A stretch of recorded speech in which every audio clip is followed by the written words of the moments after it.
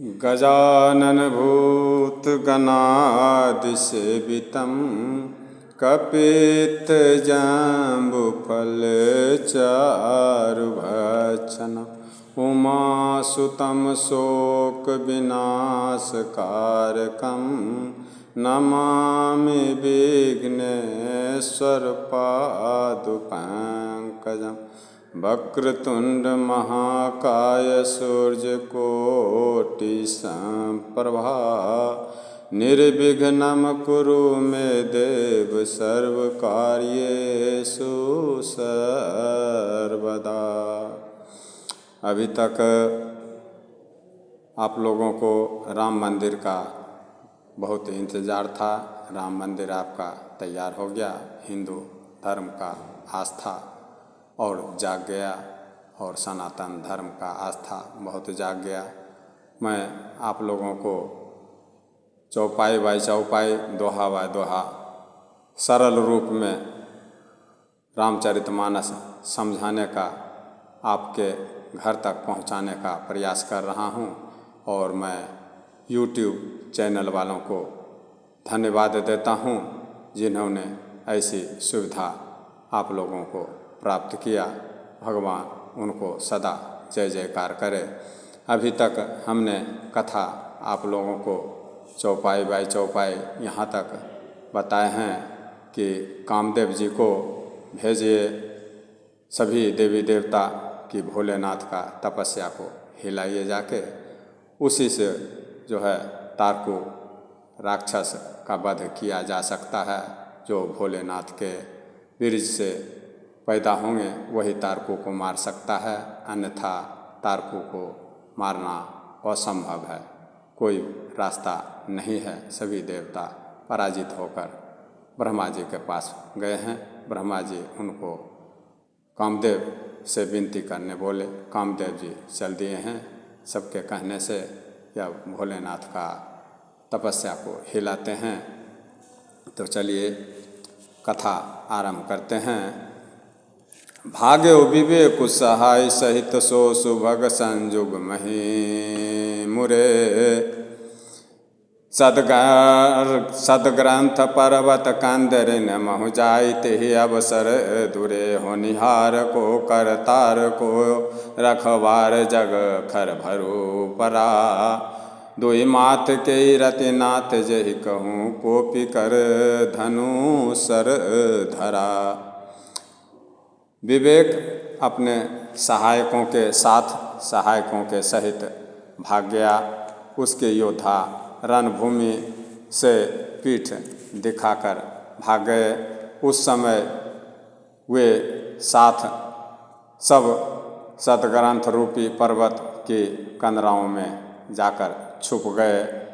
कामदेव के डर से, अर्थात कामदेव के प्रभाव से, अर्थात ज्ञान, वैराग्य, संयम, नियम, सदाचार आदि ग्रंथों में ही लिखा रह गया। उनका आचरण छूट गया। सारे जगत में खलबली मच गई और सब कहने लगे, हे विधाता, अब क्या होने वाला है। ऐसा सभी लोग के मुंह से निकल रहा है कि अब क्या होगा। जे सजीव जग अचर चर नारी पुरुष यस नाम ते निज निज मर्याद तजी भय सकल बस काम। जितने भी संसार में जीव जंतु हैं, चाहे किसी भी जोनि को हों, 84 लाख जोनि में, सभी के मन में कामदेव अपना प्रभाव डाल दिया और कामदेव के बस में सभी चराचर जीव जितने भी जगत के हैं सभी उनके बस में हो गए और सभी उनके इच्छा के अनुसार ही अपना कार्य कर रहे हैं। सबके हृदय मदन अभिलाषा लता निहारे नबहि तरु शाखा। सबके हृदय में नया नया अभिलाषा है और सभी लता, सभी बेल जो है नया पेड़ को ढूंढ रहे हैं। नदी उमग अम्बुधि कहूँ धाई, संगम करहि तालाब तलाई।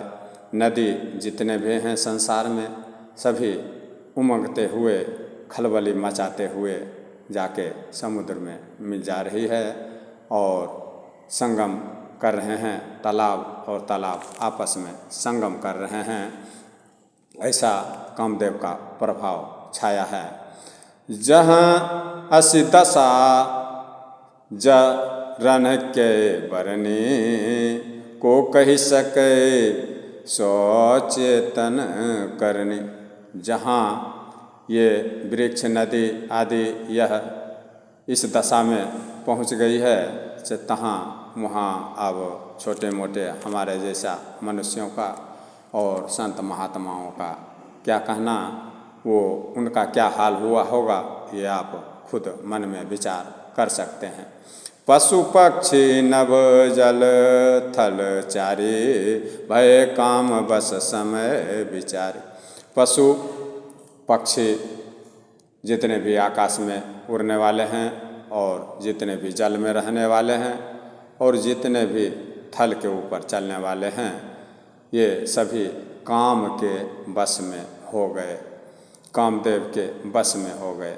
मदन अंध व्याकुल सब लोका, निशि दिन नहीं अब लोक ही को का। सब लोग कामदेव के बस में, काम के बस में अंधे होकर के व्याकुल हो गए। ये चकवा चकवी सभी रात दिन नहीं देखते। दैव दैत्य मनुष्य किन्नर सर्प प्रेत पिशाच भूत बैताल सभी काम के बस में हो गए। देव धनुज नर किन्नर ब्याला, प्रेत पिशाच भूत बैताला। सभी देव धनुज नर किन्नर सांप प्रेत पिशाच भूत बैताल सभी कामदेव के बस में हो गए। इनके दशा न कहूँ बखानी, सदा काम के चेरे जाने। बोल रहे हैं कि इन तुलसीदास जी कि इनकी दशा, इन लोगों का दशा नहीं वर्णन करके कहा जा सकता है। विस्तार हो जाएगा तो राम के कथा में हम लोग नहीं पार पाएंगे, इसलिए इनकी कथा को मैं थोड़े में कह दिया हूँ, क्योंकि सभी कामदेव के बस में हो गए हैं। दिन और रात कुछ नहीं दिखाई दे रहा है, सभी काम के भावना से ही घूम रहे हैं। सिद्ध विरक्त महामुनि जोगी, ते अपि काम बस भय विरोगी। सिद्ध मुनि और जितने भी महान महान मुनि जोगी महात्मा हैं, वो लोग भी, ये महात्मा लोग भी कामदेव के बस में हो गए। अब उनको तपस्या छोड़ के काम वासना तंग कर रहा है। भय काम बस जोगीश, तापस पावरन की को कहे। देखहि चराचर नारी मैं, जे ब्रह्म मैं देखत रहे। अबला बिलो कहीं पुरुष मैं, जगु पुरुष सब अबला मयम। दुई दंड भरि ब्रह्मांड, भीतर काम कृत कौतुक अयम। सभी जोगी महात्मा तपस्या करने वाले तपस्वी सभी कामदेव के बस में हो गए, और जितने भी पुरुष नर हैं वो नारी की तलाश में हैं, और जितने नारी हैं वो पुरुष के तलाश में हैं। अबला बिलो कहीं पुरुषमय, जग पुरुष सब अबलामय। पूरे ब्रह्मांड में जितने संसार में पुरुष हैं वो नारी के बस में हो गए, और जितने नारी हैं वो पुरुष के बस में होंगे। ये सिर्फ कामदेव का कारनामा है। द्विदंड भरि ब्रह्मांड, भीतर काम कृत कौतुक अयम। सभी जो है स्त्री पुरुष ये तमाशा कर रहे हैं, ये तमाशा ही है। कौतुक मतलब तमाशा, ये तमाशा के जैसा पूरे ब्रह्मांड में छा गया कि सभी लोग आपस में संभोग वासना के भूख से व्याकुल हो गए कामदेव के बस में आकर के। धरी न काहू धीर सबके मन मन सिज हरे, जे राखे रघुबीर ते उबरे ते काल महू। किसी के मन में भी, किसी के हृदय में भी अब धीरज नहीं रहा। कामदेव ने सबके मन को हर लिया, कामदेव के बस में सभी हो गए। श्री रघुनाथ जी ने जिनकी रक्षा की, केवल वे ही उस समय बचे रहे। जिस प्रकार से बीच में अभी कोरोना हुआ था, उसमें किसी के मन में धीरज नहीं रहा, सभी का धीरज का बांध टूट गया और रक्षा जिनका भगवान राम ने किया उसका कुछ बाल बाका नहीं हो पाया। उसी तरह का उस समय का माहौल हो गया। धरी न काहू धीर सबके मन मन सिज हरे, जे राखे रघुबीर अते उबरे ते काल महू। उस समय भी कामदेव के प्रकोप से सभी के मन में धीरज नहीं रहा, किसी के मन में धीरज नहीं रहा। जिनका रक्षा श्री रामचंद्र जी किए वही जो है बच गया, वही जो है अपना सुचारू रूप से तपस्या पूजा पाठ या जो भी काम है करते रहे। इसका मतलब यही हुआ। उभय घड़ी अस कौतुक भयऊ, जौं लगी काम शंभु पहि गयऊ। उभय घड़ी, उभय मतलब होता है दो, घड़ी मतलब होता है 24 मिनट का एक घड़ी होता है। और जैसे अंधेरिया एक घड़ी इंजोरिया, एक घड़ी अंधेरिया, तो 24 मिनट का एक घड़ी बोलते हैं। तो उभय घड़ी, उभय मतलब दो घड़ी, दो मतलब हुआ 24 48 मिनट, 48 मिनट ये खेला हुआ। जो लगी काम शंभु पहि गयऊ, उभय घड़ी अस कौतुक भयऊ, जो लगी काम शंभु पहि गयऊ। 2 घड़ी 48 मिनट तक ये काम पूरे संसार में हुआ। तब तक कामदेव भोलेनाथ के पास पहुंच गए। भोलेनाथ जहाँ तपस्या कर रहे हैं, राम का उपासना कर रहे हैं, राम का भक्ति में लीन हैं, वहाँ कामदेव जी महाराज पहुँच रहे, पधार रहे हैं। भय तुरत सब जीव सुखारे, सभी जीव सुखी हो गए कामदेव जब भोलेनाथ के पास पहुँच गए। सभी ब्रह्मांड को काममय करके कामदेव अपना काम बनाने के लिए भोलेनाथ के पास पहुँच गए। भय तुरत सब जीव सुखारे, जिमि मद उतर गए मतवार। सभी जीव फिर से काम वासना से मुक्त हो गए। 48 मिनट के बाद सब फ्री हो गए। जब तक कामदेव भोलेनाथ के पास पहुंच गए, सब फिर जथा अस्तु जैसे थे वैसे ही हो गए। यहाँ आप कामदेव का खेला देखिए। कामदेव भोलेनाथ के पास पहुंच गए और कामदेव क्या कर रहे हैं भोलेनाथ को देख। रुद्र देखे मदन भय माना, दुराधरस दुर्गम भगवान।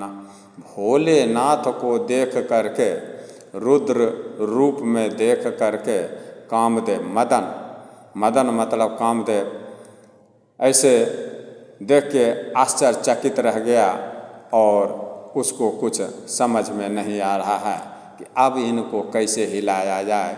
दुनिया को, पूरे ब्रह्मांड को मैं हिला दिया, काम के बस में कर दिया, लेकिन भोलेनाथ तो अपना तपस्या में लीन हैं, इनके ऊपर कोई असर नहीं हुआ। अब क्या किया जाए जिससे भोलेनाथ के ऊपर असर हो और इनके तपस्या को मैं हिला सकूं। फिरत लाज कछु करी नहीं जाई, मरण ठानि मन रचसी उपाय।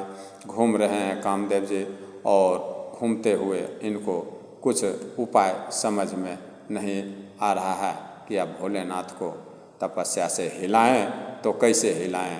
तो अब कामदेव जी ये मन में ठान लिए कि अब मरना ही निश्चय है, भोलेनाथ का तपस्या को हिलाने का मतलब मरना निश्चित है, ऐसा अपने मन में ठान लिए कि चलिए अब मरते ही हैं, लेकिन इनको मैं हिला दूंगा।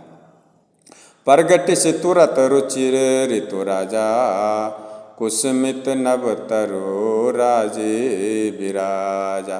कामदेव जी लौट जाने में लज्जा महसूस कर रहे हैं कि अगर बिना काम किए मैं लौट जाता हूँ तो बड़ा शर्म की बात है, और कुछ बनता नहीं है। आखिर मन में मरने का निश्चय करके कामदेव जी शपथ रख लिए और तुरंत ही सुंदर ऋतुराज बसंत ऋतु को प्रकट कर दिए। कामदेव जी फूले हुए नए नए वृक्षों की कतारें सुशोभित और सुगंधित हो रही हैं। अब कामदेव जी दूसरा खेला कर रहे हैं भोलेनाथ के तपस्या को हिलाने के लिए। वन उपवन बापिका तड़ागा, परम सुभग सब दिशा विभागा। जहाँ तह जनुम गत अनुरागा, देखी मुए हूँ मन मन सिज जागा। वन उपवन बावली तालाब और सब दिशाओं के विभाग परम सुंदर हो गए। जहाँ तहाँ मानिए प्रेम उमड़ रहा है, ये हाल कामदेव जी कर दिए हैं, जिसको देख करके मरे मन को भी कामदेव जाग उठा। ऐसा कामदेव जी अपना प्रभाव विस्तार कर दिए। जागई मनोबल, अब यहाँ छंद आ गया है, मैं आपको छंद सुना रहा हूँ। जागई मनोबल मुए हूँ मन बन, सुभगता ना परे कही। शीतल सुगंध सुमंध मारुत मदन नल सखा सही। विकसे सरण्य बहु कंज गुंजत पुंज मंजुल मधुकरा। कलहंस पिक सुख सरस रब करि, गान नाचहि अप्सरा। मन में सभी के कामदेव जागे हुए हैं और मरे हुए मन में भी कामदेव जागने लगे। जो मर चुके हैं उनके मन में भी कामदेव ने वासना जगा दिया, और वन की सुंदरता कही नहीं जा सकती। काम रूपी अग्नि का स्वच्छ मित्र शीतल मंद और सुगंधित हवा चलने लगा। सुगंधित हवा जो कि और कामदेव को प्रोत्साहित करे, ऐसा हवा चलने लगा, जिससे कामदेव प्रज्वलित हो और विस्तार रूप धारण करे। ऐसा कामदेव हवा चला दिए।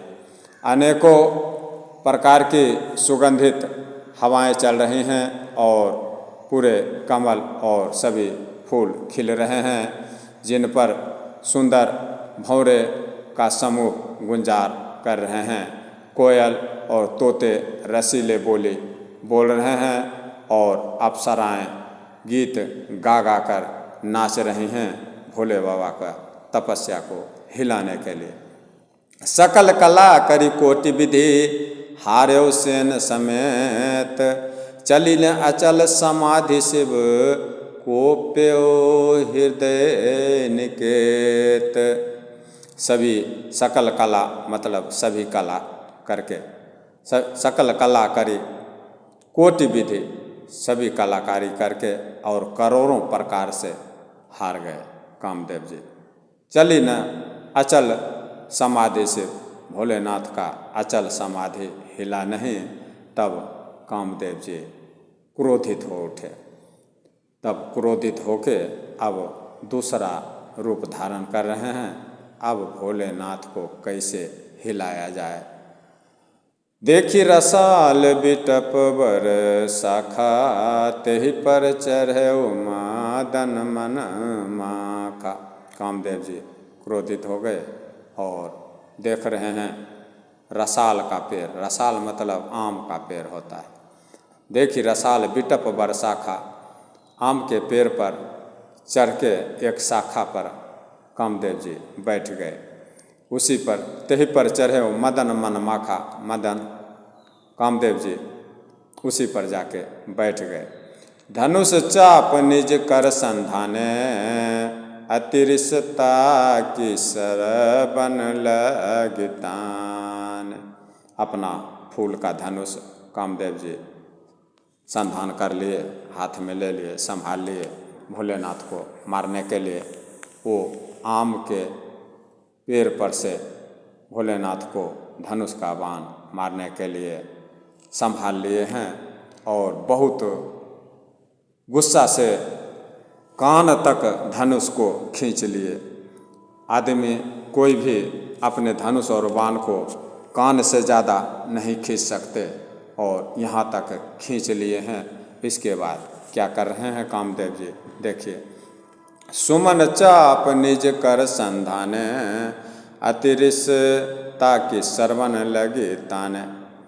छारे विषम विशिखुर लागे, छूटी समाधि संभू तब जागे। छारे विषम विशिखुर लागे, छूटी समाधि संभू तब जागे। कामदेव जी कान तक अपना धनुष को खींच करके छोड़ दिए, जाके भोलेनाथ को लग गया धनुष। बाण छोड़ने के बाद भोलेनाथ को कामदेव का बाण लग रहा है। अब देखिए। भयउ ईस मन क्षोभ विषेखे, नयन उघारि चहु दिस देखे। जब भोलेनाथ को जाके लग गया बाण तो भोलेनाथ आँख खोलकर चारों तरफ देख रहे हैं कि ये बाण आया कहाँ से, मेरे को कौन बाण मारा, ये बाण कहाँ से आया, चारों तरफ देख रहे हैं। तब देखिए क्या होता है आगे।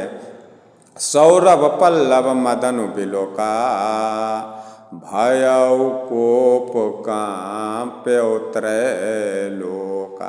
तब भोलेनाथ देखे सौरभ पल्लव आम के पत्ता के आड़ में छुपा हुआ कामदेव आम के डाली पर बैठा हुआ है। भोलेनाथ का नज़र कामदेव के ऊपर पड़ जाता है और भोलेनाथ कामदेव को देखकर क्रोधित हो जाते हैं और भोलेनाथ का क्रोधित होना और तीनों लोक का कंपन होना, डगमगाना, तीनों लोग डगमगाने लगा। तब शिव तीसर नयन उघारा, चितवत काम भयउ जरि छारा। तब भोलेनाथ कामदेव को देख करके अपना तीसरा नयन खोल दिए। तीसरा नयन खोलते ही कामदेव तुरंत जर के राख हो गया और कामदेव का काम खत्म हो गया। उसी समय से भोलेनाथ उनका राख को अपने शरीर में लगा के घूमने लगे। सौरभ पल्लव मदन बिलोका, भयउ कोप कंप्यो त्रैलोका। तब शिव तीसर नयन उघारा, चितवत काम भयउ जरि छारा। कामदेव का अब यहाँ मरण हो गया, कामदेव जी जल के राख हो गए। हाहाकार भयउ जग भारी, डर पे सुर भय असुर सुखारे। हाहाकार मच गया पूरे संसार में और सभी देवता लोग डर गए कि कामदेव को हम लोग भेजे थे भोलेनाथ के पास कि भोलेनाथ का तपस्या को हिलाए, जिसके कारण उनसे कोई संतान उत्पत्ति हो और तारका राक्षस मारा जाए, जिससे हम लोगों का, सभी देवताओं का दुख दूर हो। लेकिन अब तो कामदेव ही जड़ गया, इसलिए ये सभी देवता लोग डर गए। हाहाकार भयउ जग भारी, डर पे सुर भय असुर सुखारे। और सभी राक्षस लोग जितने थे सभी सुखी हो गए। अब कामदेव रहा नहीं, अब मौज मस्ती करो। समुझ काम मुख सोचहि भोगी, भय अकंटक साधक जोगी। भोगी लोग काम मुख को याद करके चिंता करने लगे भोग विलास करने वाले कि कामदेव जर गया, अब कैसा मेरा भोग विलास होगा। और साधक जोगी लोग महात्मा मुनि थे वो सुखी हो गए, बोले अच्छा हुआ कामदेव खत्म हो गया, नहीं तो हम लोग को परेशान करता था। जोगी अकंटक भय पति गति सुनत रति मूर्छित भई, रोदति बदति बहु भांति करुणा करति शंकर पहीं गई। अति प्रेम करि बिनती विविध विधि जोरी कर सन्मुख रही, प्रभु आशुतोष कृपाल शिव अबला निरखी बोले सही। जोगी निष्कंटक हो गए, कामदेव की पत्नी रति, कामदेव की स्त्री रति अपने पति की इस दशा को सुनते ही मूर्छित हो गई। रति रोती हुई, चिल्लाती हुई, भागती हुई, करुणा करती हुई पहुंच गई हैं भोलेनाथ के पास और अत्यंत प्रेम के साथ अनेकों प्रकार से रति विनती कर रही हैं भोलेनाथ का, दोनों हाथ जोड़ करके सामने खड़ी हो गई है। और शीघ्र प्रसन्न होने वाले कृपालु भोलेनाथ अबला सहज नारी स्त्री को देखकर सुंदर उसकी विनती को सुनकर प्रसन्न हो गए भोलेनाथ और बोल रहे हैं रति को, कामदेव की पत्नी को, कि अब तुम दुखी मत हो, अब तुम्हारा आगे क्या होगा मैं बता दे रहा हूँ। कामदेव की पत्नी रति को भोलेनाथ बोल रहे हैं, अब ते रति तब नाथ कर होई है नामु अनंग, बिनु बपु व्यापहि सबहि पुनि सुन निज मिलन प्रसंग। भोलेनाथ बोल रहे हैं रति माता से कि अब ये कामदेव तो जर गया, हे रति अब से तेरे पति का नाम अनंग होगा, बिना अंग का रहेगा, बिना हाथ पैर का रहेगा, बिना सिर का रहेगा, बिना शरीर का रहेगा, वह बिना ही शरीर के सबको व्याप जाएगा, भूत के जैसा पकड़ लेगा। अब तू अपने पति से मिलने की बात सुनो, तुमको अपना पति अब कैसे मिलेगा ये भी मैं तुमको बता दे रहा हूँ। भोलेनाथ बोल रहे हैं रति माता से, जब जदुवंश कृष्ण अवतारा, होई हैं हरन महामहि भारा। जब यादव के वंश में कृष्ण भगवान अवतार लेंगे तो उसी समय कृष्ण के अवतार के बाद कृष्ण के द्वारा ही इस धरती का पापी को नष्ट किया जाएगा। तो कृष्ण तनय होई पति तोरा, बचनु अन्यथा होई न मोरा। कृष्ण का जो लड़का होगा जब वो अवतार लेंगे ज़्यादा वंश में, और कृष्ण भगवान का जो लड़का होगा वही तुम्हारा पति बनेगा, मेरा बात झूठा नहीं हो सकता, ऐसा ही होगा, अब तुम चिंता मत करो। इतना बोल करके भोलेनाथ माता रति को समझा रहे हैं। समझा दिए, संतुष्ट हो गई और रति गबनी सुनि शंकर वाणी, कथा अपर अब कहूँ बखान। रति माता भोलेनाथ का बात को सुन करके चल दिए और आगे का कथा मैं बखान करके कहता हूँ। सिर्फ आप लोग ध्यान से सुनिए। अयोध्या का दर्शन आप लोग नहीं कर सकते तो भी आपके कानों तक अयोध्या के कहानी को हम आप तक पहुंचाने का प्रयास कर रहे हैं। कथा अब दूसरा सुनिए। रति का कथा हो गया। रति गबनी सुनि शंकर वाणी, कथा अपर अब कहूँ बखान। देवन समाचार सब पाए, ब्रह्मादिक वैकुंठ सिधाए। भोलेनाथ के बात को सुनकर रति माता चली गई। अब दूसरी कहानी विस्तार से मैं आप लोगों को समझा रहा हूँ। जरा गौर कीजिए और इस कथा को सुनकर इस कथा को समझने का, भगवान के तत्व को समझने का कोशिश कीजिए। ब्रह्मादिक देवताओं ये सब समाचार पाए, ब्रह्मा विष्णु सभी देवताओं को ये समाचार मिल गया कि कामदेव मारा गया। तो सभी देवता अब इस समाचार को सुनते ही वैकुंठ को पहुंच गए मीटिंग करने के लिए।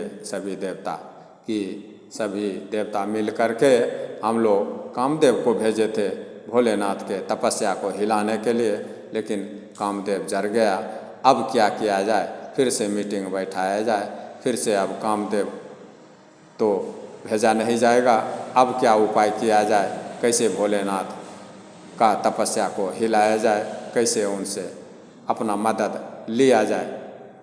सब सुर विष्णु विरंची समेत, गए जहाँ शिव कृपा निकेता। वैकुंठ में सभी लोग मीटिंग कर लिए, सभी देवता लोग, और सभी देवता लोग विष्णु भगवान विरंची और सभी देवी देवता वहाँ पहुँच गए भोलेनाथ के पास, जहाँ भोलेनाथ हैं। पृथक पृथक तिन्ह किन्ह प्रशंसा, भय प्रसन्न चंद्र अब तंसा। सभी देवी देवता अलग अलग अपना विनती भोलेनाथ से किए।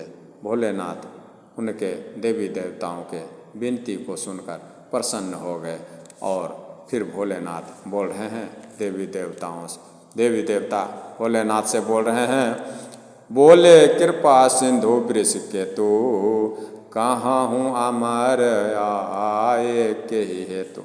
सभी देवी देवता जब भोलेनाथ के पास पहुँच गए तो भोलेनाथ बोल रहे हैं, हे कृपा के समुद्र भोलेनाथ ही बोल रहे हैं सभी देवी देवताओं से, जो कृपा के समुद्र हैं, कृपा करने में एक क्षण नहीं लगाते।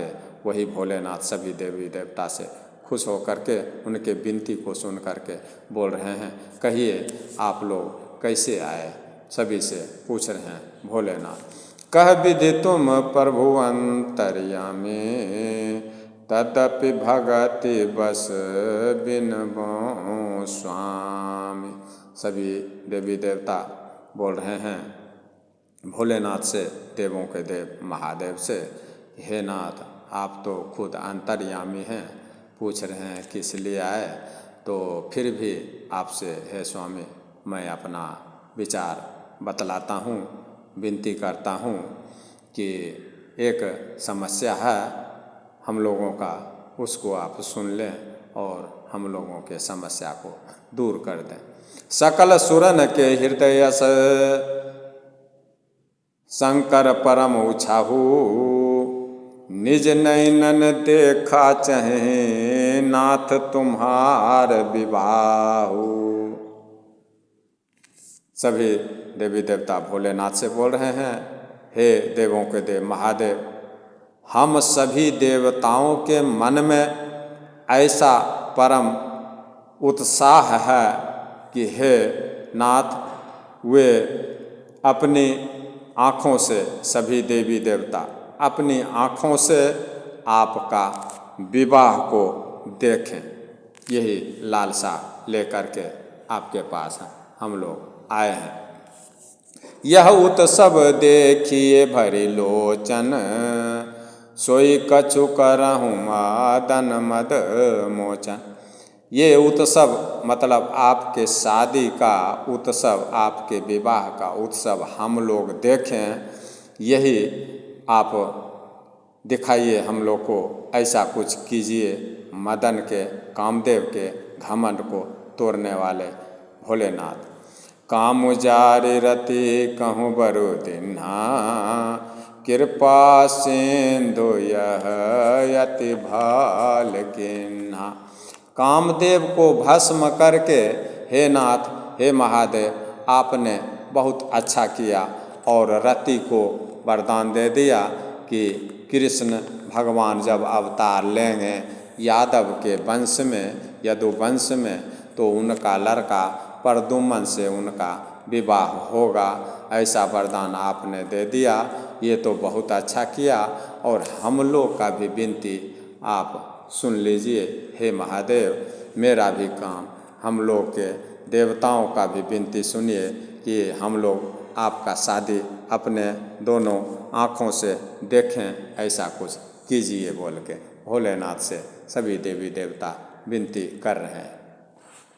सभी देवी देवता का विनती को भोलेनाथ सुन रहे हैं और पूछ दिए कि जैसा आप लोग चाहते हैं वैसा करना चाहिए या नहीं। देखिए आगे कहानी में, कथा में, रामचरितमानस की कथा है ये और मैं आप लोगों को चौपाई बाई चौपाई, दोहा बाई दोहा हिंदी में समझा रहा हूँ ताकि समझने में आसानी हो।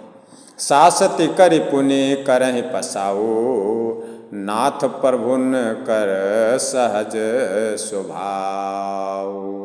जिसको ज़्यादा आप दुख देते हैं उसके ऊपर आप प्रसन्न भी होते हैं, उसको सुख भी देते हैं। हे नाथ आपका सहज स्वभाव है, हम लोग ने बहुत दुख बर्दाश्त किया, हे नाथ अब हम लोग को भी कुछ सुख दिखाई। पार्वती तपु किन्नी अपारा, करहूँ तासु अब अंगीकारा। हे देवों के देव महादेव, पार्वती माता ने बहुत अपार तपस्या किया है, आपको पाने के लिए बहुत दुख बर्दाश्त की है। पार्वती माता बहुत तपस्या की कि बेल का पत्र और भूखे उपवास करके कितने हजारों साल तक बिता दी। अब उनको थोड़ा आप अपना लीजिए, उनसे विवाह कर लीजिए, यही हम लोग का विनती है आपसे। सुनि विधि विनय सा मुझे प्रभु बानी, ऐसे ही हो कहा सुख माने। सभी देवी देवताओं के विनती को सुन करके भोलेनाथ बोले ठीक है, आप लोग जैसा बोल रहे हैं वैसा ही होगा। पार्वती से शादी करने बोल रहे हैं, चलिए मैं पार्वती से शादी कर लूँगा, जिससे आप लोग खुश रहें, वही काम करना उचित है। तब देवन दूम भी बजाई, बरसि सुमन जय जय सुर साई। तब सभी देवी देवता लोग आकाश से जय जयकार किए, बाजा बजने लगा और ऊपर आकाश से फूलों की बारिश होने लगी। जय हो भोलेनाथ की, जय हो भोलेनाथ की। सभी देवी देवता जय जयकार कर रहे हैं। अवसर जानि सप्त ऋषि आए, फिर ऐसा समय देख करके फिर वो सातों ऋषि पहुँच गए वहाँ। तुरंत ही विधि गिरि भवन पठाए, और तुरंत जो है विधाता सभी देवी देवता उनको बोले आप जो है पार्वती माता के पिता के घर जाइए, गिरिराज के पास जाइए। भोलेनाथ को तो हम यहाँ खुश कर लिए, ये तो तैयार हो गए हैं शादी करने के लिए। अब आप ये खबर पार्वती माता के पिता गिरिराज जी को, हिमभूधर जी को जाके दे दीजिए कि भोलेनाथ शादी के लिए तैयार हैं। सप्तऋषि को ऐसा आदेश सभी देवी देवता दे दिए। तो सातों ऋषि पहुँच गए अब माता पार्वती के घर पर इस समाचार को लेकर। वहाँ जाके फिर भी क्या कर रहे हैं ये सातों ऋषि देखिए। प्रथम गए जहाँ रही भवानी, बोले मधुर वचन छल सन। वहाँ भी जाके ये सातों ऋषि तपस्या में पार्वती माता के तपस्या को भी हिलाने के लिए गए थे ये लोग। और यहाँ भी जाके इनसे पार्वती माता से क्या बोल रहे हैं, छल कर रहे हैं, कपट कर रहे हैं। प्रथम गए जहाँ रही भवानी, बोले मधुर वचन छल सन। पहले गिरिराज के घर में जाने से पहले पार्वती माता के भवन में ये सातों ऋषि पहुँच गए और सप्त ऋषि महाराज माता पार्वती से बोल रहे हैं, पर्सनल उनको कह रहे हैं। कहा हमार न सुने तब नारद के उपदेश, अब भा झूठ तुम्हारपन जार्यो काम महेश। ये दोहा नंबर 81 नंबर दोहा है बालकांड का कि ये छल वाला बात बोल रहे हैं। कामदेव को जरा दिया भोलेनाथ ने और नारद के उपदेश को मान करके आप तपस्या किए पार्वती माता से। सप्त ऋषि बोल रहे हैं कि हमने जो कहा वो आपको समझ में नहीं आया, मेरे कहने पे चलते तो ठीक रहता। अब तो कामदेव को ही भोलेनाथ जला दिए, अब शादी करके क्या कीजिएगा, कैसे संसार चलेगा, अब तो आपका तपस्या करना बेकार हो गया, ऐसा कह रहे हैं सप्त ऋषि माता पार्वती जी से। कहा हमार न सुने तब नारद कर उपदेश, अब भा झूठ तुम्हारपन जार्यो काम महेश। अब आपका तपस्या करना बेकार हो गया, क्योंकि महादेव जी ने कामदेव को ही भस्म कर दिया। नारद जी के उपदेश से आपने हे माता पार्वती उस समय हमारी बात नहीं सुनी, अब तो तुम्हारा प्रण झूठा हो गया, क्योंकि महादेव जी ने कामदेव को ही जलाकर भस्म कर दिया। ऐसा सप्त ऋषि माता पार्वती से बोल रहे हैं। और यहाँ मैं कथा को विश्राम दूंगा। यहाँ सप्त ऋषि माता पार्वती के पास पहुँच गए और यहाँ भोलेनाथ पार्वती माता से शादी करने के लिए तैयार हैं, तैयार हो गए। ये खबर अब पार्वती माता को मिला, पार्वती माता के बाद उनके पिता को मिलेगा और दोनों तरफ से शादी का तैयारी होगा। इस कथा को अगले प्रसंग में मैं आपको चौपाई बाई चौपाई, दोहा बाई दोहा सुनाऊंगा। आप घर बैठे भोलेनाथ और पार्वती माता के संवाद को सुनिए। अयोध्या में राम मंदिर बन गया, आप लोगों का पूरा मनोकामना हो गया। सभी सनातन धर्म, सभी हिंदू धर्म के मानने वालों का मनोकामना पूर्ण हुआ। और मैं ये चाहता हूँ कि इस रामचरितमानस को भी सभी लोग समझ लें कि इसमें लिखा हुआ क्या है, इसका मतलब क्या है। यही मेरा उद्देश्य है कि पूरे संसार में जितने भी हिंदू धर्म के और सनातन धर्म के रास्ते पर चलने वाले हैं, सबके हृदय में मैं रामचरितमानस घुसा दूं और राम का भक्ति उनको मिले, भगवान ऐसा करे। ये पूरे दुनिया एक है और राजा एक है। ये अलग अलग रूप में अलग अलग नाम दे करके अलग अलग स्थान का राजा का नाम लिया जाता है, लेकिन ये संसार पूरा एक है और पूरे संसार का राजधानी अयोध्या है। राजा राम अवध राजधानी, गावत गुण सुर बर मुनि ज्ञानी। राजा राम है और अयोध्या पूरे संसार का राजधानी है, ऐसा रामचरितमानस में रचित है, लिखा हुआ है। ये झूठा हो नहीं सकता। राजा राम अवध राजधानी, गावत गुण सुर बर मुनि ज्ञानी। और राजा राम है, पूरे दुनिया का राजधानी अयोध्या है। भक्ति सनातन धर्म, हिंदू धर्म के मानने वालों के लिए ऐसा है और रहेगा सब, क्योंकि भगवान का घर अयोध्या ही है। मैं यहाँ अपने कथा को विश्राम देना चाहता हूँ। इससे पहले आप लोगों के घर घर तक, आप लोगों के हृदय तक राम के भक्ति को पहुँचाने वाले यूट्यूब चैनल और इनके जितने भी कार्यकर्ता हैं, सबको मैं अपना कोटि कोटि नमस्कार करता हूँ। और सभी श्रोताओं को और सभी सनातन धर्म के संतों को, मुनियों को, महात्माओं को और जितने भी हिंदू धर्म के जाति के स्त्री पुरुष माँ बहनें हैं, माता पिता हैं, सभी को मेरा कोटि कोटि प्रणाम है। मेरे बात को आप लोग कुछ समझने का कोशिश करें ताकि ये रामचरितमानस और थोड़ा विकसित हो, विकास हो, हिंदू धर्म का विकास हो।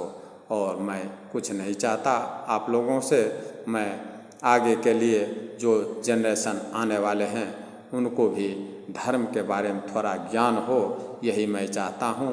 इसीलिए मैं ये कथा आप लोगों को घर घर तक पहुँचाने का प्रयास कर रहा हूँ। अगर मेरा कथा आप लोग को अच्छा लगे तो हमारे चैनल को सब्सक्राइब करें। जय श्री राम, जय श्री राम, जय श्री राम।